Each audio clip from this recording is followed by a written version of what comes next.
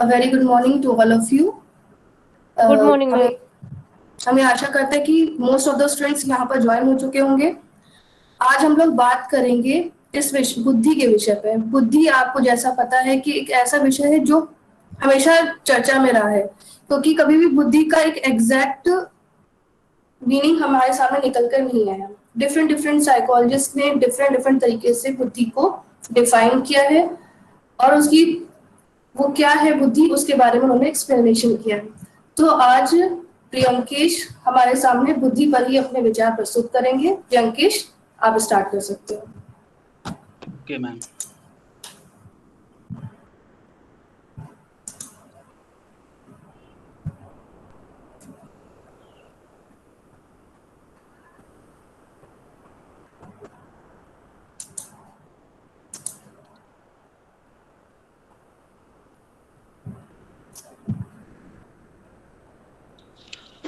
Good morning class. Good morning ma'am. मेरी आवाज clear आ रही है? Good morning sir. हाँ प्रियंकेश, आप ऑडिबल हो, आप स्टार्ट करो। आज हम साइकोलॉजिकल पर्सपेक्टिव ऑफ एजुकेशन में theories of intelligence, 1 factor, 2 factor and Guilford का अध्ययन करेंगे। विषय वस्तु देख लेते हैं। जैसे बुद्धि के सिद्धांत है, बुद्धि के कारकी सिद्धांत, और अगला पढ़ेंगे बुद्धि का एक कारकी सिद्धांत के बारे में जानेंगे, बुद्धि के द्विकारकी सिद्धांत के बारे में जानेंगे, बुद्धि का त्रिआयामी सिद्धांत है उसके बारे में जानेंगे, और संदर्भ सूची। अब बुद्धि के सिद्धांत। बुद्धि के सिद्धांत से अभिप्राय बुद्धि की प्रकृति संरचना के क्रमबद्ध अध्ययन से है, जिसकी सहायता से बुद्धि की विभिन्न प्रक्रिया को अच्छे ढंग से समझा जा सके। मनोवैज्ञानिकों ने बुद्धि को समझने के लिए कई अध्ययन किए, कई प्रयास किए, कई विश्लेषण किए, ताकि बुद्धि की प्रक्रिया को समझ सकें और बुद्धि की संरचना को जान सकें। इसमें एल्फ्रेड बिने हुए, जेफी गिलफोर्ड हुए, और क्या एक और हैं। तो इन लोगों ने बुद्धि का अध्ययन किया और काफी अपने प्रयोग किए, उसके आधार पर अपने अपने सिद्धांत दिए। इन सिद्धांतों में बुद्धि को एक कारक के रूप में बताया गया कि बुद्धि एक कारक के रूप में कार्य करती है। ये बुद्धि के इस बुद्धि में अनेक वैज्ञानिकों ने अपने अपने कारक बताए। किसी ने 1 कारक बताया बुद्धि में, किसी ने 2 कारक बताए, किसी ने 3 बताए, और किसी ने 7 कारक बताए, किसी ने 9 कारक बताए। तो इन सिद्धांतों को कारकी सिद्धांत इसलिए कहा जाता है। और अदर भी वैज्ञानिक हुए जिन्होंने बुद्धि को प्रक्रिया के आधार पर समझने, व्याख्या करने की चेष्टा की। तो उन्होंने प्रक्रिया उनकी उन सिद्धांतों का आगे इसमें था। जो संज्ञानात्मक विकास का सिद्धांत था थॉर्नडाइक का, जो प्रक्रिया आधार, और त्रितंत्र सिद्धांत था स्टर्नबर्ग का। और इन्होंने प्रक्रिया के आधार पर बुद्धि को समझाने का प्रयास किया। तो आज हम बुद्धि के कारकी सिद्धांतों का, उन पर एक सिद्धांतों का अध्ययन करेंगे। जैसे बुद्धि का कारकी सिद्धांत। तो बुद्धि का एक कारकी सिद्धांत, तो बुद्धि का एक कारकी सिद्धांत दिया है। इसके वो प्रतिपादक एल्फ्रेड बिने। ये बुद्धि का प्रथम सिद्धांत था जो एल्फ्रेड बिने ने दिया था। इसी सिद्धांत के बाद मनोवैज्ञानिक कोई कार्य क्षेत्र मिल गया। इसी सिद्धांत के बाद एल्फ्रेड बिने ने दिया। एल्फ्रेड बिने ने ही पहला मानसिक परीक्षण भी दिया था। इनके अन्य सहयोगी थे, इस सिद्धांत अन्य सहयोगी थे, स्टर्न थे, टर्मन थे, और जर्मनी के थे एंगनवास। तो एल्फ्रेड बिने ने कहा कि बुद्धि एक अविभाज्य इकाई है, मतलब बुद्धि को विभाजित नहीं किया जा सकता, इसे टुकड़ों में नहीं बांटा। बुद्धि एक रूम में कार्य करती है। अगर किसी व्यक्ति के अंदर बुद्धि है तो वो एक रूम में होगी, उसे विभाजित नहीं किया जा सकता। उसी आधार उन्होंने कहा कि बुद्धि वह मानसिक शक्ति है जो मानसिक कार्यों को प्रभावित करती है। मानसिक कार्यों को प्रभावित करने के कोई व्यक्ति कोई भी कार्य कर रहा है तो वह कितना बुद्धिमान है उसके उन कार्यों से उसका पता लगाया जा सकता है। और उन्होंने कहा कि यदि व्यक्ति किसी एक विशेष क्षेत्र में निपुण है तो वो अन्य क्षेत्रों में भी निपुण होगा। इसका मतलब है कि जैसे व्यक्ति अच्छा इंजीनियर है, अगर वो डॉक्टर बनना चाहता तो एक अच्छा डॉक्टर भी बनता। ये विनय के अनुसार है कि वो एक अच्छा डॉक्टर भी बनता अगर वो डॉक्टरी के क्षेत्र में जाता तो। लेकिन ऐसा होता नहीं है। और उन्होंने कहा अगर कोई जैसे कोई एक अच्छा राइटर है और वो अच्छा फोटोग्राफर भी बनना चाहे तो वो फोटोग्राफर भी बन सकता। अगर वो जो व्यक्ति कहने का मतलब पूरा ये है कि यदि व्यक्ति मानसिक रूप से तेज है तो वो जीवन किसी भी क्षेत्र में जाए वहां वहां पर अच्छा ही कार्य करेगा। लेकिन इस सिद्धांत की आलोचना भी हुई। आलोचना इस आधार पे हुई, एक व्यक्ति सभी कार्यों में निपुण कैसे हो सकता है। अगर एक व्यक्ति अच्छा डॉक्टर है तो जरूरी नहीं अगर अच्छा वो जैसे वो आप उसने आपने 3 इडियट मूवी देखी है, वो फरहान अच्छा फोटोग्राफर तो था लेकिन अच्छा इंजीनियर कर भी रहा था ज्यादा, लेकिन उसने कहा भी था कि मैं अच्छा इंजीनियर नहीं बन पाऊंगा। तो इस आधार पर इस सिद्धांत की आलोचना हुई। इसे बुद्धि का निरंकुशता सिद्धांत भी कहते हैं। ये निरंकुशता सिद्धांत इसलिए कहते हैं कि जब इस 35 वर्षों तक लगभग ये सिद्धांत चलता रहा, 35 वर्षों बाद जब अन्य सिद्धांत बुद्धि के आए तो उनमें किसी में 2 कारक आए, किसी में बुद्धि के 7 कारक बताए गए, किसी में 3 कारक बताए गए, 9 कारक। तो इसलिए कहा गया कि अन्य सिद्धांतों की अवहेलना की गई है, इसलिए इसे निरंकुशता का सिद्धांत कहा गया।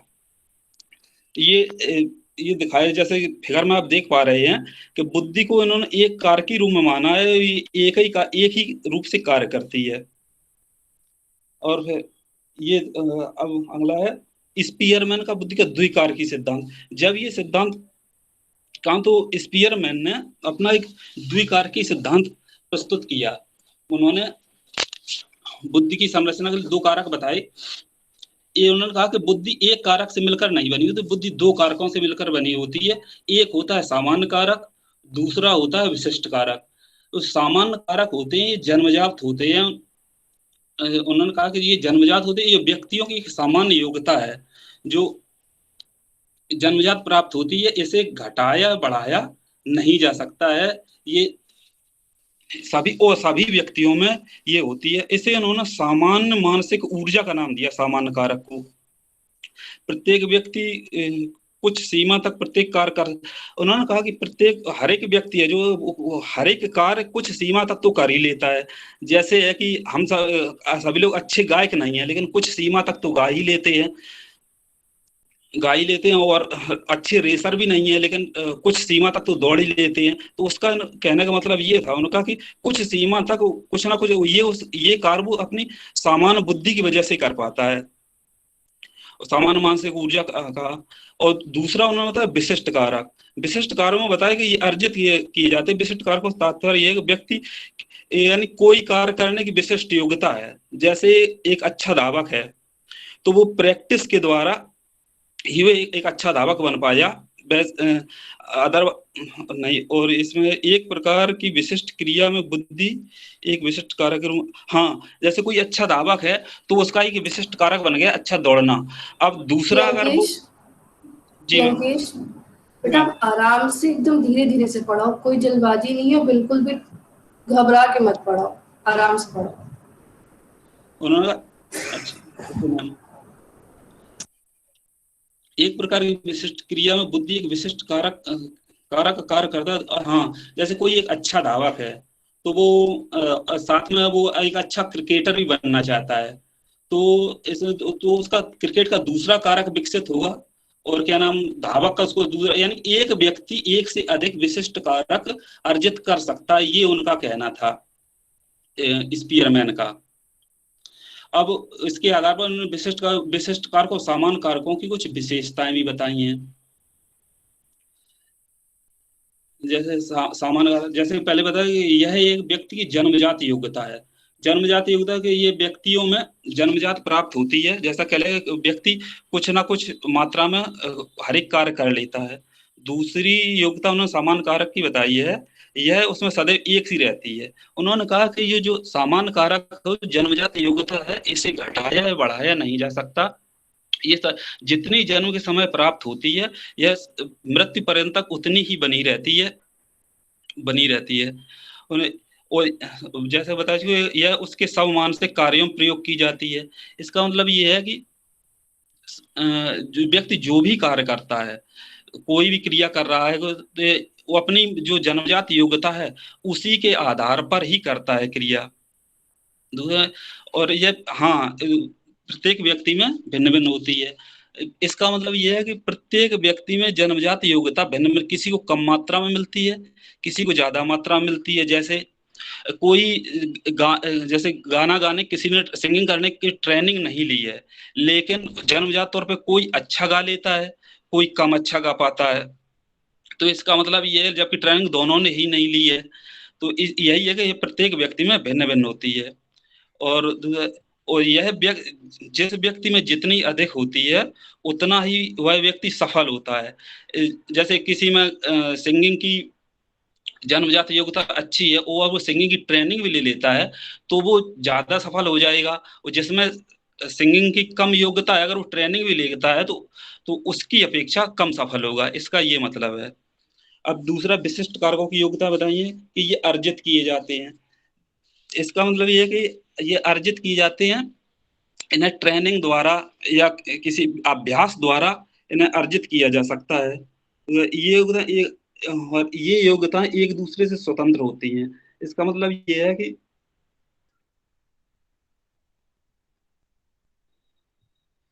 स्वतंत्र होती हैं, एक दूसरे में निर्भर नहीं करती हैं। जैसे कोई अच्छा सिंगर है और वो साथ में अच्छा एक्टिंग भी कर लेता है, तो दो अलग अलग, वो अच्छा एक्टर भी है प्लस सिंगर भी है, तो एक दूसरे से स्वतंत्र है, एक दूसरे पे डिपेंडेंट नहीं है योग्यताएं। एक मिनट।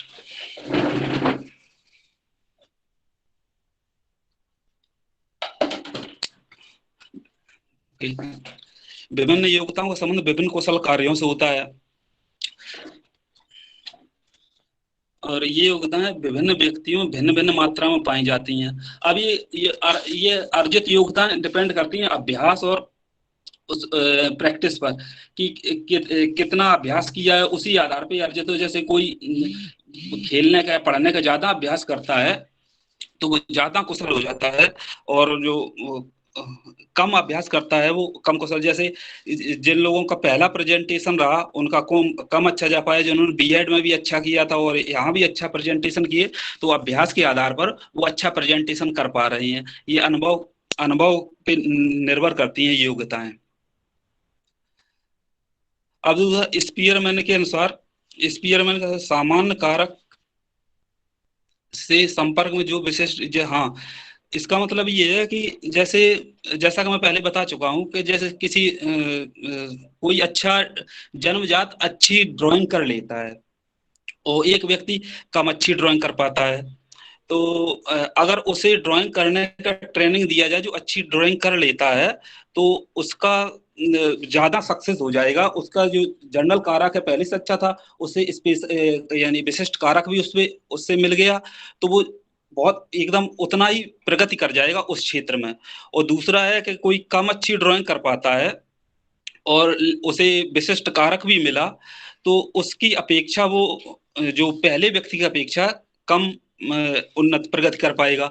अब इसे दूसरे प्रकार ऐसे समझ सकते हैं कि जैसे कोई व्यक्ति है, वो अच्छा सिंगर नहीं है, जन्मजात तौर पे अच्छा सिंगर नहीं है, और वो गाने की प्रैक्टिस करता है, तो वो गाने के क्षेत्र में उतनी प्रगति कर जाएगा। जिस क्षेत्र कुछ तो प्रगति कर जाएगा, यानी कि कुछ विशिष्ट कारक उसमें मिल जाएंगे। अब इस फिगर में देखिए, जैसे ये जो है इसे स्पीयर मैंने दिया जी फैक्टर का नाम, इसे स्पीयर मैंने दिया जी फैक्टर का नाम सामान्य कारक का है। उन्होंने कहा कि प्रत्येक सामान्य कारक विशिष्ट कारकों को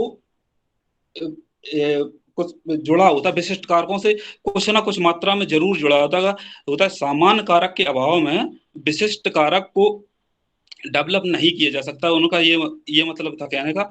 और उन्होंने कहा कि जैसा सामान्य कारक जितना अधिक होगा, उतना ही व्यक्ति विशिष्ट कारक को उतने ही अच्छे से अर्जित कर पाएगा। और ये कुछ ना कुछ भाग विशिष्ट कारकों से सामान्य कारक का जुड़ा होता है। ये दिया था सिद्धांत स्पिरमैन द्विकारकी सिद्धांत था। इसके बाद हाँ और इसके बाद सिद्धांत और जान लेते हैं। इसमें यह है कि ये बुद्धि का प्रथम व्यवस्थित सिद्धांत दिया था स्पीयरमैन और एल्फ्रेड विन्ने ने। सिद्धांत तो दिया तो था लेकिन वो अमान्य हो गया चला, लेकिन ये बुद्धि का प्रथम व्यवस्थित सिद्धांत था। हालांकि ये आलोचना की मनोवैज्ञानिकों ने इसकी, लेकिन ये प्रथम और अन्य कारकी सिद्धांतों का ये आधार बना। इसे राजतंत्री सिद्धांत भी कहते हैं। राजतंत्री सिद्धांत इसलिए कहते हैं क्योंकि इसमें सामान्य कारक को विशिष्ट कारकों का एक वो होल्डिंग पावर, जैसे राजतंत्र में तो राजा से सभी अन्य निकाय जुड़े होते थे, ऐसे ही उन्होंने कहा कि ये जो सामान्य कारक से ही विशिष्ट कारक जुड़े हुए होते, वो स्वतंत्र रूप से नहीं हो सकते, इसलिए इसे राजतंत्री सिद्धांत कहा है।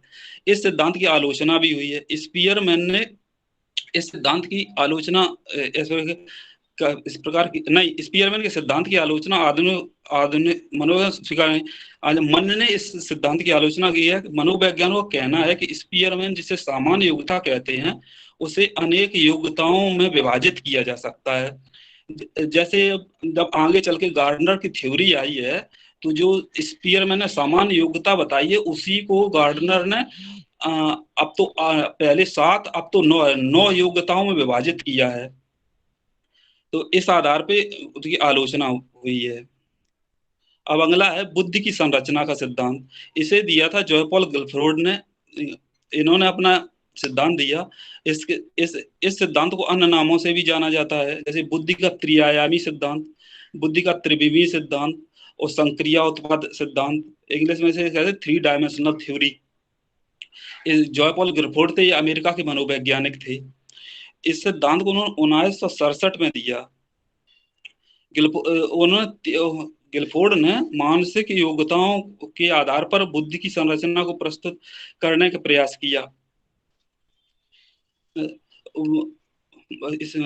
जेपी गिलफोर्ड ने बताया कि बुद्धि को खंडों में, जैसे कि पहले सिद्धांत आए थे बुद्धि को तोड़ा गया था कि बुद्धि का ये खंड ये कार्य करता है, ये भाग ये कार्य करता है, ये कारक ये कार्य करता है। तो उन्होंने कहा बुद्धि को तोड़ा नहीं जा सकता, बल्कि इसे 3 विभागों या आयामों में देखा जा सकता है। अर्थात मानसिक कार्यों को 3 विभागों में बांटा जा सकता है। और जो उन्होंने विभाएं बताई हैं वो है विषय वस्तु। विषय वस्तु में कंटेंट या सामग्री, इसका मतलब है कि वह, इसका संबंध उससे वह सामग्री जिस पर बौद्धिक क्रियाएं होनी है। बौद्धिक क्रियाएं होनी है, जैसे आप विषय वस्तु कोई चीज देख रहे हैं या कोई सुन रहे हैं या कोई संकेत समझ रहे हैं, तो उस पर आपकी एक बौद्धिक क्रिया होगी। तो उसको इन्होंने रखा है, उन मानसिक कार्यों को रखा है विषय वस्तु में।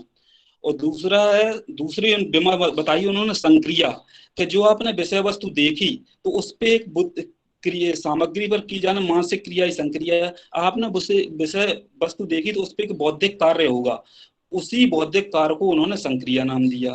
अब उन्होंने उत्पाद प्रोडक्ट्स, इसका मतलब सामग्री पर की गई संक्रिया का परिणाम उत्पाद कहलाता है।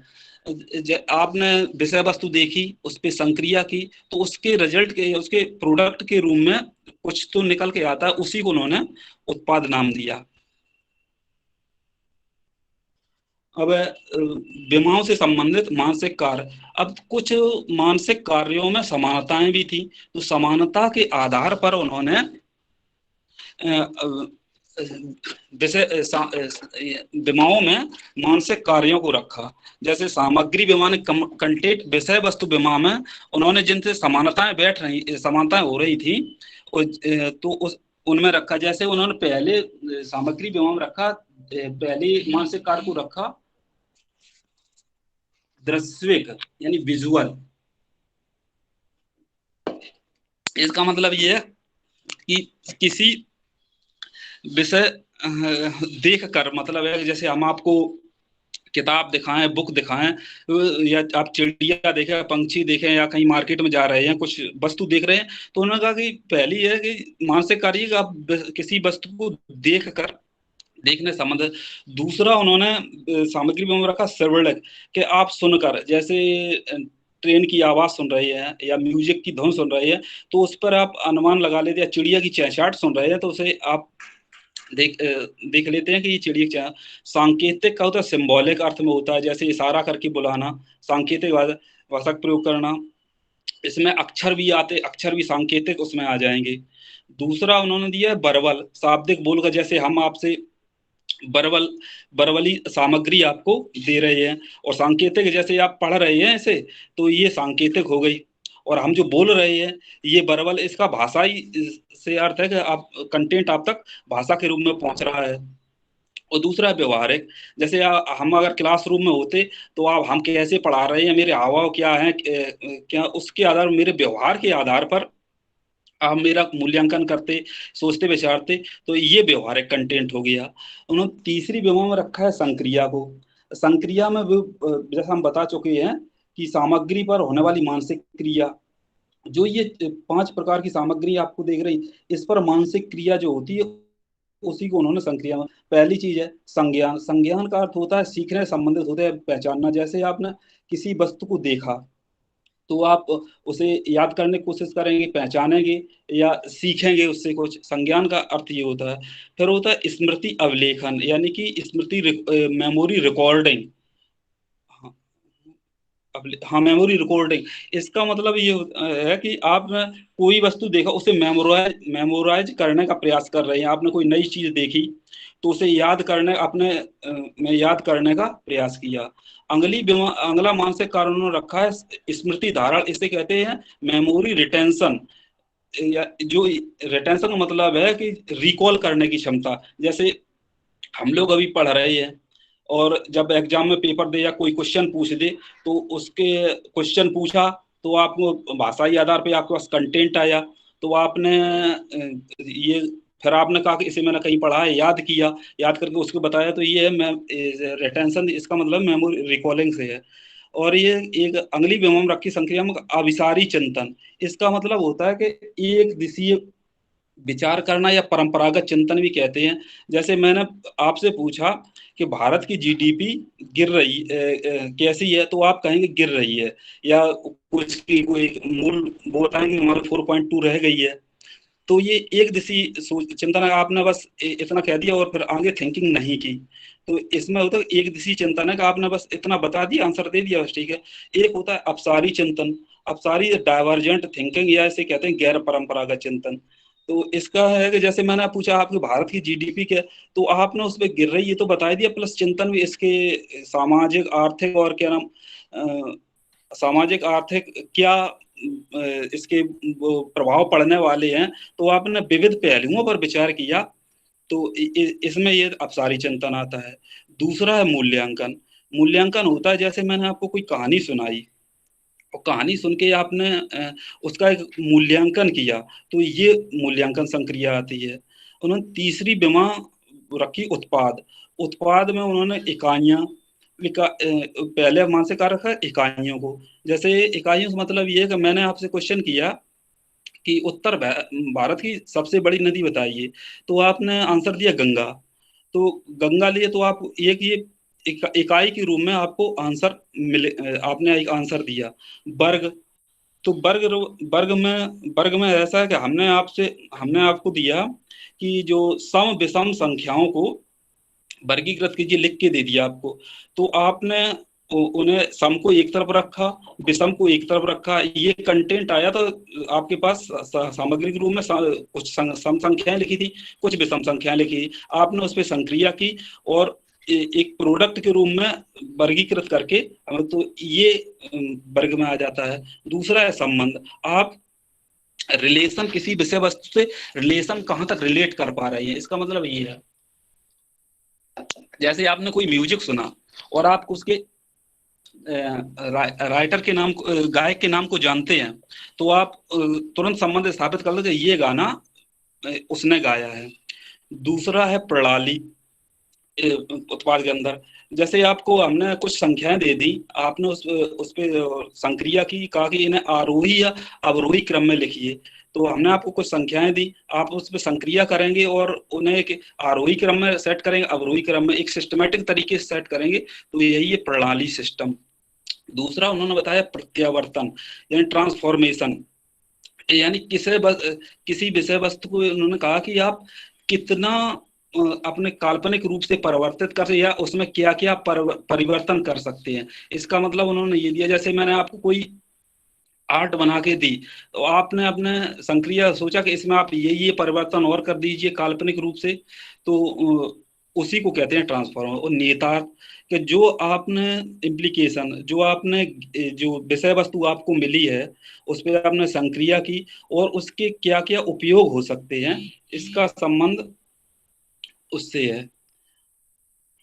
अब उन्होंने इसे एक डायग्राम के माध्यम से समझाया, और ये उन्होंने एक डायग्राम बताया, ये तीन, जैसे ये पूरी एक विमा है, ये एक विमा है, और ये एक पूरी तीसरी विमा है। तो उन्होंने पहला, अब इसमें ये बता दूं कि जब ये मॉडल दिया गया था 1967 में, तब उन्होंने कंटेंट में 4 मासिक कार्य रखे थे, जो आपको विजुअल ऑडिटरी दिख रहा है यहाँ पर, एक थे आकृतिक, ये दो नहीं थे। उन्होंने 1977 में जब प्रथम संशोधन किया है, तब उन्होंने ये विजुअल और आकृतिक को हटाया, विजुअल ऑडिटरी को रखा है। और फिर 1988 में उन्होंने एक और परिवर्तन किया है। तो इस संक्रिया में पहले ये 5 मानसिक कार्य थे, जो स्मृति अभिलेखन, स्मृति धारण आपको ये दिख रहा है, यहाँ पर ओनली उन्होंने स्मृति को ही रखा था।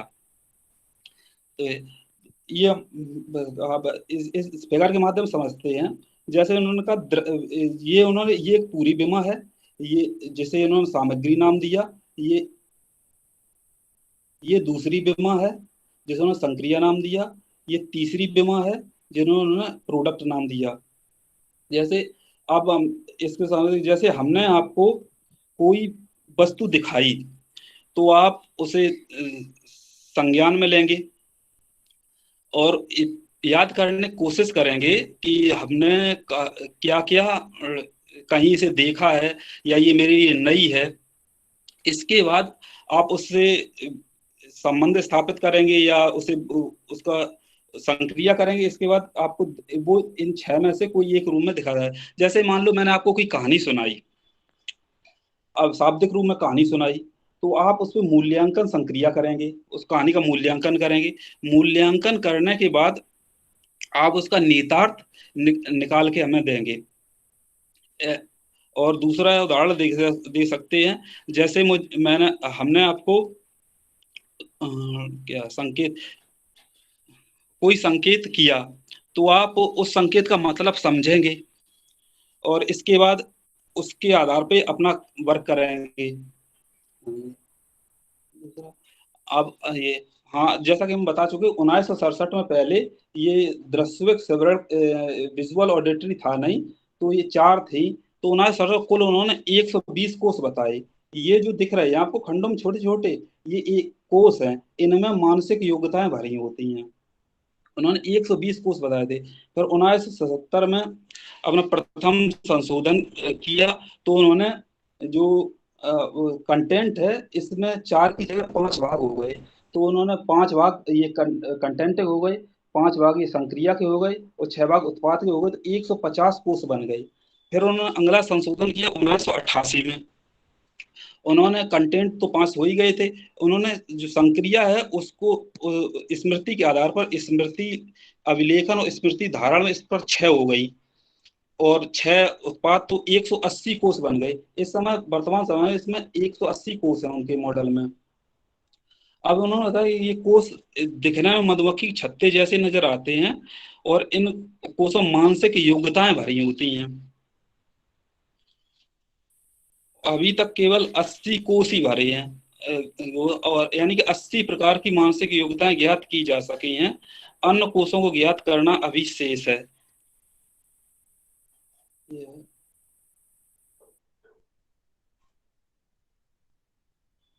Thank you.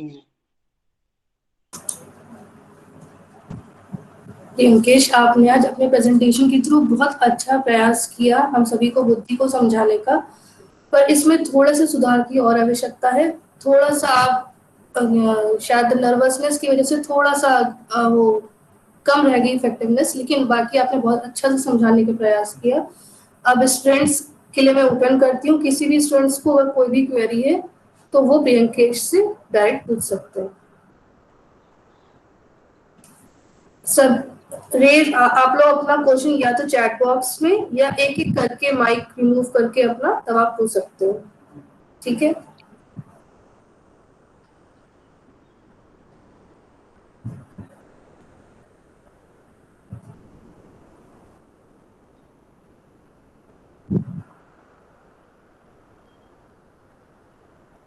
सर स्लाइड शुरू से दिखा दीजिए। जी कहाँ से? यहाँ से फर्स्ट स्लाइड से दिखाना शुरू कर दीजिए, एक एक करके थोड़ा मतलब बस दिखाते जाइए जल्दी जल्दी।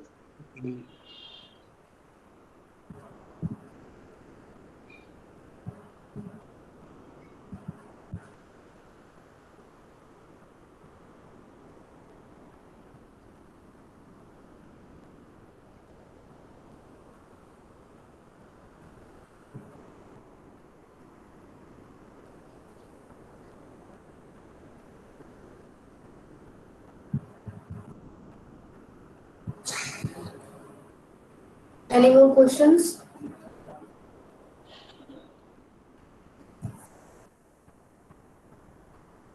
सर मेरा क्वेश्चन ये है कि जो बुद्धि के कारक हैं तो आपने इन तीनों सिद्धांतों को बताया।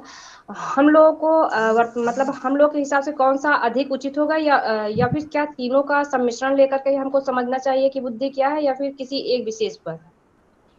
इस समय प्रचलन में ये जो बुद्धि की संरचना का सिद्धांत है वो इस समय प्रचलन में यही सर्वमान्य सबसे ज्यादा जो जयपाल गलफोर्ड ने दिया था। और अदरवाइज वो सिद्धांत जो प्रक्रिया उन्मुखी सिद्धांत होते हैं बुद्धि के, जैसे जीन पियाजे का संज्ञानात्मक विकास का सिद्धांत, आजकल प्रक्रिया उन्मुखी सिद्धांत मान्यता दी जा रही है, लेकिन ये भी मान्य है बुद्धि की संरचना का सिद्धांत। सर अपने मतलब कि आप अपने पॉइंट ऑफ व्यू से बताइए कि सर्वोत्तम क्या होगा। सर्वोत्तम तो यह है कि हर एक सिद्धांतों में कुछ ना कुछ विशेषताएं होती हैं और कुछ उनके डिमेरिट्स भी होते हैं। तो विशेषताओं के आधार पर अगर सिर्फ विशेषताओं को ही ले लिया जाए तो फिर सभी सिद्धांत उपयोगी हो सकते हैं, और डिमेरिट्स को देखा जाए तो फिर अदर सिद्धांत उपयोगी नहीं, सभी सिद्धांत अनुपयोगी होंगे। जैसे एक बुद्धि का सिद्धांत उन्होंने कहा था कि कोई व्यक्ति जैसे अच्छा इंजीनियर है, एक कार की सिद्धांत में कहा गया, अगर वो प्रयास करता तो एक अच्छा डॉक्टर भी बच जाता। ऐसा ऐसा अल्फ्रेड बिनी ने कहा है। लेकिन इसके कहीं कहीं पर तो किन्हीं किन्हीं लोगों के साथ ये सही हो जाता है कि वो एक फील्ड में भी अच्छे होते हैं, दूसरे फील्ड में भी अच्छे हो जाते हैं, लेकिन मैक्सिमम लोगों के साथ ऐसा नहीं हो पाता है कि वो, जैसे आप डिविलियर्स को ले लीजिए तो वो क्रिकेट भी अच्छा खेलता है, 9 खेल वो बहुत अच्छे खेल लेता है, लेकिन हर व्यक्ति के साथ नहीं हो सकता है। और दूसरा बस। और okay sir, thank you sir.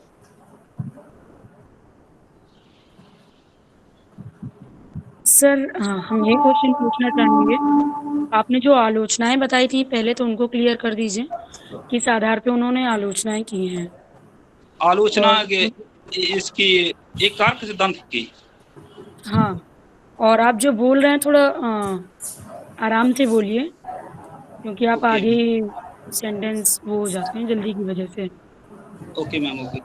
जैसे इन्होंने कहा कि आलोचना इस आधार की, इसे बुद्धि का निरंकुशता का सिद्धांत कहा गया। अब निरंकुशता का सिद्धांत इसलिए कहा गया,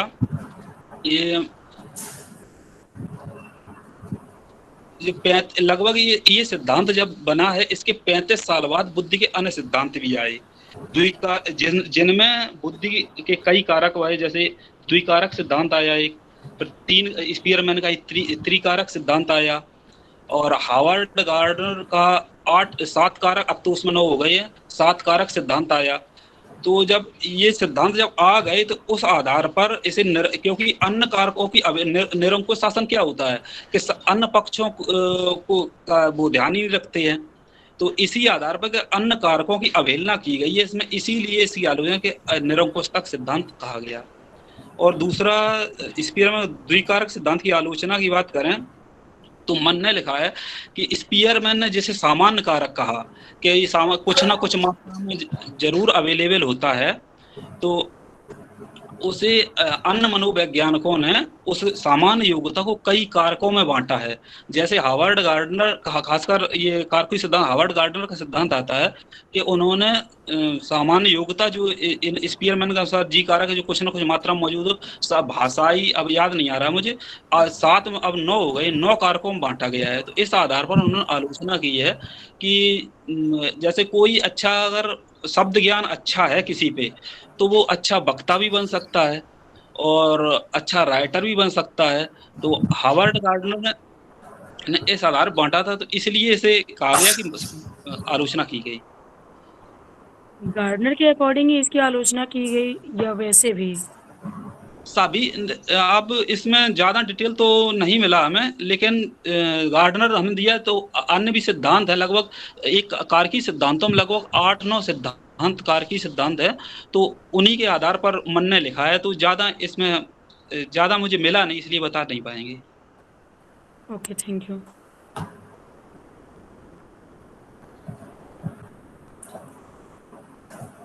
और कोई क्वेश्चन?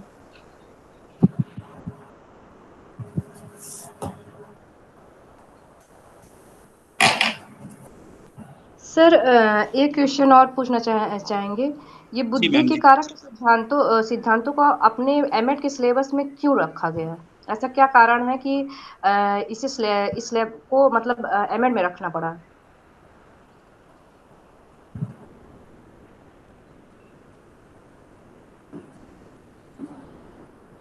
अब प्रत्येक जैसा कि हम लोग टीचर एजुकेटर बनेंगे, तो सीखने की प्रक्रियाएं अलग अलग होती हैं प्रत्येक व्यक्ति में, वो व्यक्ति का इंडिविजुअल डिफरेंस होता है। तो बुद्धि की प्रक्रिया को अगर इसलिए रखा, अगर बुद्धि की प्रक्रिया को अगर हम लोग समझ पाते हैं इन सिद्धांतों के माध्यम से, तो हम विषय वस्तु को, कंटेंट को अच्छे से डिलीवर कर पाएंगे स्टूडेंट में। इतना ही बता पाएंगे ma'am. Thank you sir, thank you sir.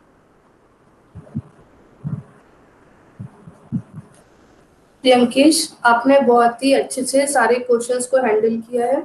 और मैं एक ये चीज कहना चाहूंगी, अभी किसी ने प्रश्न किया था कि किस कारक को हमें अच्छा मानना चाहिए। जैसे कि बेटा आप लोग देखते हो कि कोई भी जो थ्योरी, किसी भी कोई भी कॉन्सेप्ट कन्वेंशन होता है, तो उस पर धीरे धीरे ही क्या होता है, उस पर जो भी नॉलेज का इवॉल्वेशन होता है। मतलब जैसे फर्स्ट टाइम क्या आई, वन फैक्टर थ्योरी आई, फिर उसमें लोगों ने क्या देखा, कुछ कमियां देखी, तो उसको रिवाइज करके फिर दूसरी 2 फैक्टर थ्योरी आई। तो इंटेलिजेंस की थ्योरी जब से स्टार्टिंग से अल्फ्रेड ने दी, तब से लेकर आज तक में बहुत सारी थ्योरीज डेवलप की जा चुकी है। ठीक है, थ्योरी क्या है, जैसे स्टार्टिंग में बोला गया था कि जो बुद्धि है वो एक जन्मजात योग्यता है। यानी अगर कोई बच्चा जन्म से ही तीव्र बुद्धि का है, तो वो हमेशा क्या रहेगा, मतलब वो उसकी बुद्धि हमेशा तीव्र रहेगी, वो सभी कार्यों में बहुत ही अच्छा होगा।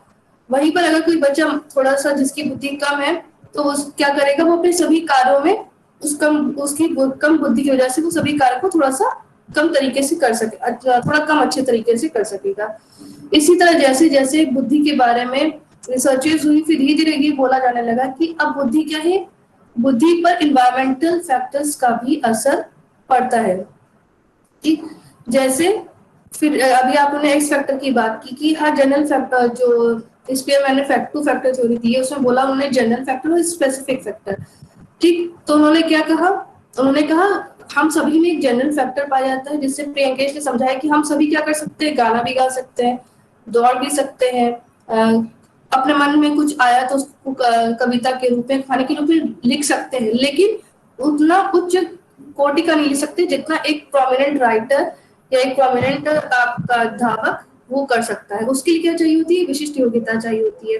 ठीक, अब उन्होंने खुद भी बताया कि अगर उसमें वो कारक विशिष्ट कारक है, तो उसको ट्रेनिंग, वैसे मान लो कोई बच्चा है जिसको गाना अच्छा लगता है, और अगर उस बच्चे की प्रॉपर ट्रेनिंग की जाए, उसको क्या कहते हैं, उसके टीचर्स लगाए जाए जो उसको राग वगैरह सिखाए, किस तरह से राग लेना चाहिए, किस तरह से, मतलब एक म्यूजिक की जो भी ट्रेनिंग होती होगी, उस ट्रेनिंग के आधार पे क्या किया जा सकता है, उस बच्चे की उस इंटेलिजेंस को, जो स्पेसिफिक इंटेलिजेंस सिखाने के लिए चाहिए, उसको वो क्या कर सकता है, ऑप्टिमम लेवल तक इंक्रीज कर सकता है।